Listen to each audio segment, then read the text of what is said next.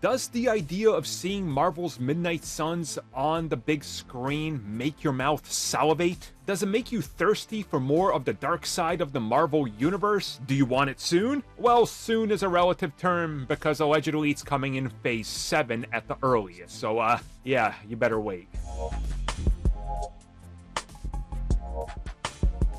I think it's very well established on this channel now in the podcast that the Midnight Suns, that's my boys in the Marvel Universe. All those obscure characters in the comics that don't necessarily get the biggest and most amount of time to shine, that's what I like. So the Midnight Suns, it makes sense that they're going to take a little bit more time to get to us.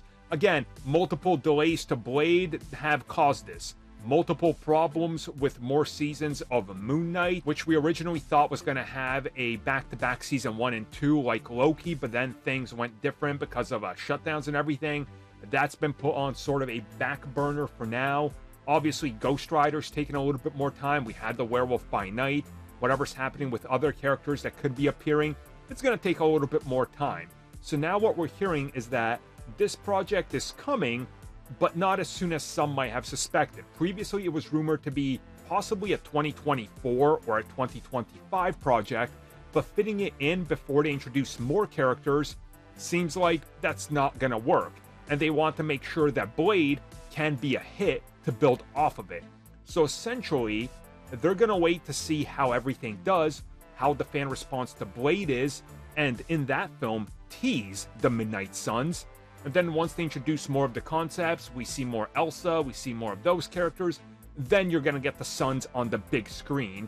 And at the earliest, late 2026 after Secret Wars, but more than likely 2027, and as part of, potentially, the early onset of Phase 7, which again, Phase 7 would essentially be Phase 4 again, and Phase 4 was essentially Phase 1 again. It's a re-establishing and a reintroduction.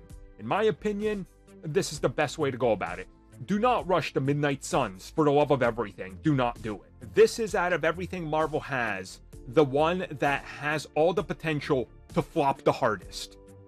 Because the moment you show Blade, and I know nostalgia has clouded your guys' judgment, Blade was not the big success you think it was.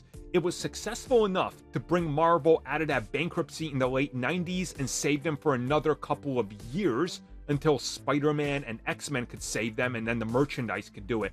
But the Blade franchise is not even as big as the failures that were Phase 1's Incredible Hulk, Captain America the First Avenger, or Thor. For example, Blade 1 made $131 million worldwide.